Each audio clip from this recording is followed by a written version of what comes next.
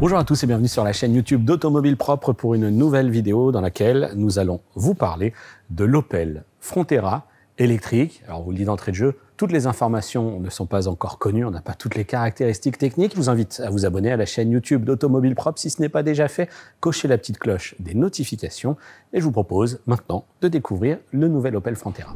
Alors, avant d'analyser un petit peu les différents détails de ce Frontera, il faut savoir qu'il figure parmi les SUV du segment B avec, on va le découvrir ensemble, une habitabilité à l'intérieur assez proche des véhicules du segment C. Les dimensions de ce SUV, elles sont de 4,38 m de long. C'est plus long que le Crossland actuel au sein de la gamme Opel que ce véhicule va d'ailleurs remplacer. Il mesure également 1,60 m de haut. Pas eu les dimensions exactes en largeur, mais on nous dit également que l'empattement est de 2,67 m. Côté design donc, l'avant, tout d'abord, on va retrouver ce qu'Opel appelle le fameux visor. Le visor, c'est tout simplement cet élément noir, ici noir brillant, qui relie les deux phares qui, par ailleurs, reprennent cette signature lumineuse en forme d'aile, avec ici cette longue barre lumineuse avec ces deux petites portions de LED un petit peu plus bas. À noter que ici, on a un pare-choc, un bouclier qui est plutôt travaillé. En même temps, c'est la philosophie de ce modèle Frontera qui se veut un petit peu baroudeur. Donc des lignes plutôt prononcées, plutôt marquées, des éléments en plastique noir ici au milieu du bouclier et également du plastique noir en partie basse avec ici cette lame qui est supposément peut-être censé rappeler quelque chose de robuste. Bon, ça reste également du plastique. Il y a un point qui est important à noter, c'est que ce véhicule ne fait plus appel du tout à aucun chrome.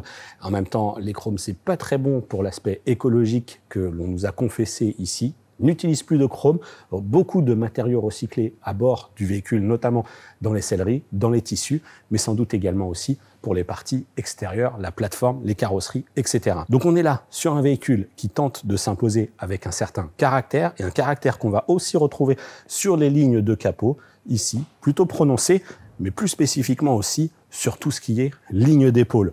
On le voit bien ici au niveau de l'aile, à l'avant, c'est pas extrêmement élargi, ça reste assez compact, on est quand même sur un véhicule du segment B comme je le disais, mais tout est plutôt mis en valeur soit par des arêtes bien tranchées, bien marquées, soit par le rappel tout simplement de choses que l'on retrouve un peu partout, avec ici des passages de roues noires, un bas de caisse noire également. Ici, la ligne d'épaule est plutôt arrondie, en revanche, elle se tend juste là, au niveau de l'arrière, pour aller rejoindre tout simplement ce feu. Et on a cette autre ligne-là qui parcourt également le flanc, hop, juste là, dans cette forme, qui encore une fois, rajoute un petit peu de stature. On peut retrouver également cette configuration biton, et on a ici ces deux barres, qui sont ici des barres longitudinales, sur lesquelles vous pourrez fixer des barres cette fois-ci transversales. Opel indique que le Frontera peut supporter un poids supérieur à 200 kg. On nous dit pour l'instant 200 kg, mais on nous dit aussi que ça pourrait être plus, mais à l'arrêt uniquement. Comprenez que vous pourrez par exemple, pourquoi pas, fixer une tente si vous le souhaitez sur le dessus du véhicule.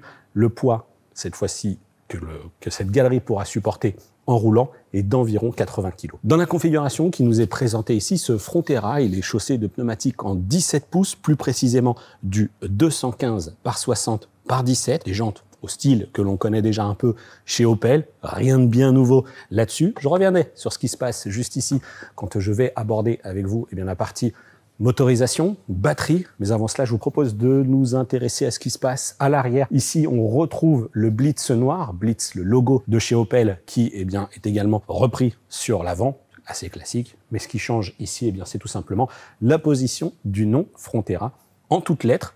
On va découvrir ce qu'il se passe maintenant au niveau du coffre. Comme vous le voyez d'ailleurs, avant de découvrir le coffre, vous le voyez, là encore, les arêtes qui composent l'arrière ici de ce véhicule sont assez verticales. C'est assez marqué, assez tranché.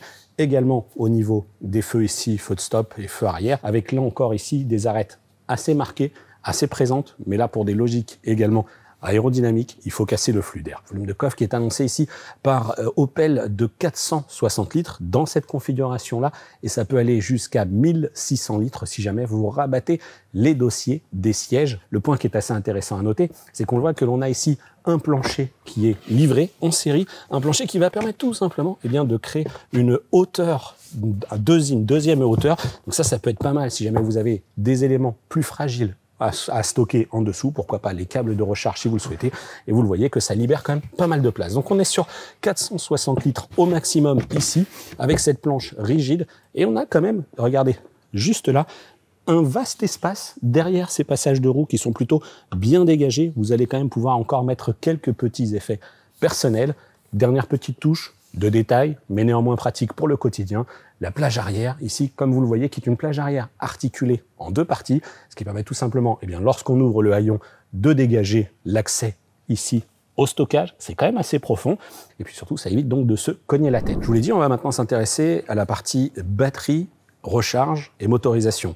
Et c'est là que l'on n'a encore pas toutes les informations de la part d'Opel. La prise de recharge va vous permettre de recharger grâce à son réseau 400 volts sur une puissance de 100 kW. De quoi faire le 20 à 80% en 26 minutes. Pour la recharge à domicile, vous aurez un chargeur embarqué AC d'une puissance de 7 kW et ce sera 11 kW de puissance maximale proposée en option. Alors, ce que l'on sait concernant l'autonomie, c'est que Opel l'annonce à environ 400 km selon le cycle WLTP et que la motorisation positionnée à l'avant délivrerait une puissance de 86 kW, soit 113 chevaux. On n'a pas d'informations plus précises pour l'instant officialisées sur la capacité de la batterie, mais toutes les données que l'on a ici nous font quand même furieusement penser à la Citroën IC3, une IC3 qui vous fait d'ailleurs beaucoup réagir sur Automobile Propre, qui sera par ailleurs déclinée dans une version Aircross. Là encore, on est sur ce segment avec cette plateforme Smart Car et donc on peut supposer que côté capacité de batterie, on sera assez proche de ce que propose aujourd'hui Citroën. On le rappelle, c'est aux alentours des 44 kWh. Des choses à vérifier sur la partie donc puissance des capacités de la batterie, mais des informations également qui nous manquent sur les logiques de 0 à 100 km/h. Bon, ce Frontera ne devrait pas être un foudre de guerre. Il n'aura pas non plus de capacité particulière, je pense, sur le franchissement. On n'est pas là sur une plateforme 4 roues motrices, c'est une plateforme traction. Et donc, on va être quand même sur une petite base de véhicules électriques avec néanmoins une hauteur de garde au sol assez intéressante qui ne nous est pas encore ici communiquée. On va passer à l'intérieur pour découvrir les places arrière. On a un véhicule qui est assez travaillé. Alors, on aime ou on n'aime pas. Tous les goûts sont dans la nature, j'ai envie de dire. Cependant, on a ici, dans ce qui nous est présenté, une finition plutôt réussie. Alors attention, sur les contreportes, on est toujours ici sur des matières plastiques. On a quand même des vitres électriques, vous les voyez, elles sont ici légèrement surteintées. Vitres électriques qui s'ouvrent assez bas et qui donnent en plus une belle luminosité sur l'extérieur. Vous le voyez, là, la fenêtre, elle est plutôt assez généreuse dans son format. Voilà, hop, on peut la refermer. On voit quand même que les contreportes, donc on est sur des matières plastiques ici sur le côté, en partie basse, mais la surface d'accueil avec le matériau qui est utilisé ici pour poser le coude est un petit peu plus agréable. Je vous ai évoqué des bonnes idées. Regardez, on a ici un textile qui est imprimé et surtout, on a deux petites poches là. Alors, pourquoi faire? Pourquoi pas pour ranger son smartphone, pourquoi pas un deuxième smartphone. Et on va retrouver ici des petites poches, des aumônières derrière le dossier des sièges. Je me suis installé au volant, j'ai réglé le siège pour ma position de conduite et même un peu plus, mais en même temps, j'aime bien conduire position plutôt assise. Et vous voyez, véhicule du segment B avec une habitabilité proche de celle du segment C. En tout cas, je trouve qu'elle n'a pas à rougir. Regardez un peu l'espace au niveau des genoux que j'ai, c'est considérable. Je pense qu'on est très très proche des 10 cm. Alors oui, l'assise n'est pas ultra confortable. On a quand même ici cet appui-tête qui nous offre la possibilité donc de nous étendre un petit peu. On a un espace somme toute assez relatif. La place du milieu sera certes un petit peu plus étriquée si jamais on doit voyager à 5. On a ce petit tunnel central qui n'est pas très prononcé, deux prises ici USB type C.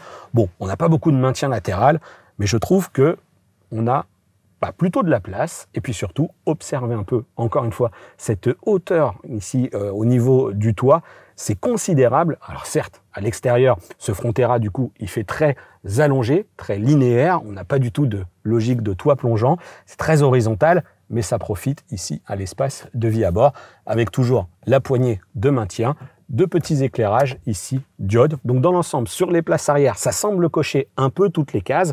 En tout cas, si jamais le tarif est aussi abordable, encore une fois j'insiste avec mes guillemets, mais si le tarif se veut plutôt attractif, bah, ça semble cocher un peu toutes les cases à l'arrière. Il faudra que tout ça, ça matche. Et surtout, eh bien encore une fois, j'insiste, mais les sièges sont loin d'être quelconques. Et ça, c'est plutôt une bonne nouvelle quand on doit vivre au quotidien avec un véhicule. Mais attention, ne vous y trompez pas. Sur les contre-portes, eh bien, c'est pas non plus du très haut standing. Eh bien, on verra ce qu'il en est tout simplement au moment où on aura les tarifs. On va maintenant s'intéresser tout simplement aux places avant. Il faut bien reconnaître que ce qui est plutôt pas mal, c'est que l'accès à bord est bon parce que on a une hauteur, même si je n'ai pas la hauteur de garde au sol, on a une hauteur pour à la fois s'installer et s'extraire du véhicule qui est tout à fait convenable. Voilà, donc je pense que ça aussi c'est un élément qu'on peut signaler comme étant plutôt quelque chose de positif. À l'avant, là encore, ça va être raccord avec le prix que l'on imagine pour ce produit, pour son positionnement. Cette plateforme Smart Car, ça risque d'être on espère en tout cas un véhicule qui va se vouloir plutôt abordable. Des matériaux plastiques sur la partie haute de la planche de bord. On a ici cette plaque qui est noire brillante, qui en fait fait qui dessine tout simplement ici toute la planche de bord, qui en fait sera dans la même matière que celle-ci et que ce que l'on va retrouver ici sur la partie haute des contreportes. Bon là, je vous cache pas que au-delà du fait que ce soit du plastique, je suis un peu moins fan. Là, autant, je trouve qu'on commence à surcharger cet habitacle avec des éléments peut-être plus ou moins bienvenus, mais j'insiste, tous les goûts sont dans la nature, ça vous plaît, ça ne vous plaît pas, n'hésitez pas à vous exprimer. Même si on a du relief, je trouve que là, ça commence à être un peu chargé, puis je suis pas sûr que cette matière soit même très agréable au toucher. C'est plus valorisant que le plastique, et je pense que le plastique brut, noir, un peu imitation craquelure de cuir, je pense que c'est ce que ici Opel a tenté de faire. La concrétisation, je suis pas fan, mais encore une fois, je ne serai sans doute pas le propriétaire qui aura le mot final sur cette conception de l'habitacle qui, pour le reste, est assez propre. C'est plutôt bien fini. On a ici ces fameux sièges IntelliSeat. On va le rappeler, l'IntelliSeat, c'est tout simplement cette conception de siège qui, à la fois, a un bon accueil, un bon maintien, quelque chose que je peux ici vérifier. Je n'ai pas spécialement une taille mannequin. Et puis surtout, on a ici cette partie qui est ajourée au niveau du siège, qu'on a cette fente qui tout simplement, à la manière d'une selle de vélo, c'est ce qui nous a été expliqué, vous permet de mieux vous positionner à l'intérieur, mieux positionner votre bassin. C'est une meilleure assise. Et les constats, selon Opel, c'est que ça fonctionne. Alors, c'est Opel qui nous le dit.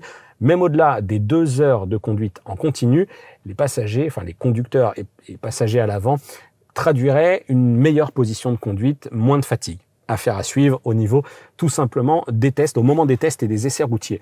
Quelques petites informations. Naturellement, je n'ai pas partagé toutes ces logiques de compartiments que l'on va retrouver ici sous la planche de bord. Ça, c'est plutôt bienvenu. On a un petit tapis ici qui offre une bonne accroche, un bon grip.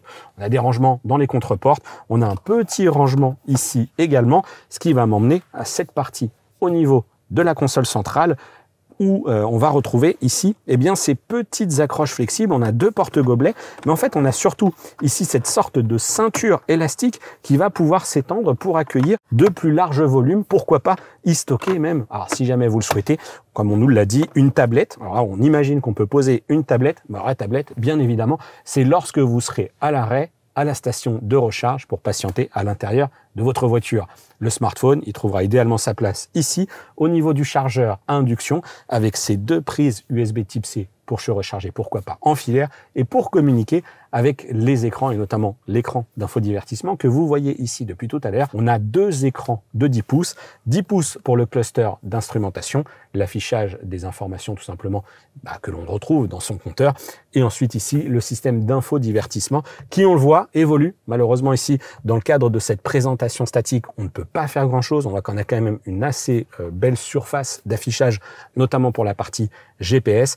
Nul doute que certains d'entre vous préféreront plutôt Waze via Apple CarPlay, Android Auto, Waze, Maps, etc. Et puis certains d'autres préféreront peut-être d'autres applications, mais n'oubliez pas qu'on aura à l'intérieur toutes les logiques de planificateur d'itinéraire, recherche de bornes. C'est des choses qui sont peut-être moins faciles d'accès lorsqu'on utilise des applications tierces. À noter également que ce système d'infodivertissement, il est là composé de ces 2 écrans 10 pouces de diagonale, mais qu'il y aura sur les finitions basses de Frontera un écran de 10 pouces pour le cluster d'instrumentation, pour l'écran d'instrumentation, et on aura ici un support pour smartphone dans lequel vous pluggerez votre smartphone, Android ou iOS, et qui vous permettra, grâce à une application maison, de retrouver le même niveau d'information. Là où je trouve que c'est un peu dommage, c'est que le smartphone est obligatoire. Parce que j'ai demandé aux gens de chez Opel si on aurait au moins, ne serait-ce que par exemple, la radio sans avoir à mettre le smartphone. Il semble que ce ne soit pas possible et ça, c'est un peu dommage. Je terminerai sur cette partie console centrale avec ce qui se passe en partie basse, avec le bloc de climatisation, les commandes de climatisation ici, qui semblent un peu datées d'un autre temps, mais qui auront sans doute le mérite, au vu de ce que ce que peut reprocher parfois une certaine clientèle, d'offrir des commandes physiques avec de véritables boutons que l'on monte, que l'on descend, que l'on manipule pour augmenter ou baisser la température et que l'on presse pour actionner la clim, le dégivrage à l'avant et à l'arrière. Pour en finir avec la découverte de cet intérieur de Frontera aux places avant, je préciserai juste que l'on n'a pas de poignée de maintien aussi bien du côté conducteur que du côté passager. Je pense que certains pourraient grincer des dents. Et puis pour terminer, donc le volant dans cette finition plutôt élégant, plutôt bien réussi, qui reprend des commandes, une logique de commande assez classique aujourd'hui. On a les boutons ici sur la partie droite qui sont liés au multimédia, les boutons ici qui sont sur la partie gauche dédiés aux fonctionnalités d'aide à la conduite, et on voit que l'on va notamment retrouver toutes les logiques de régulateur de vitesse. Sera-t-il actif, adaptatif ou tout simplement régulateur et limiteur de vitesse?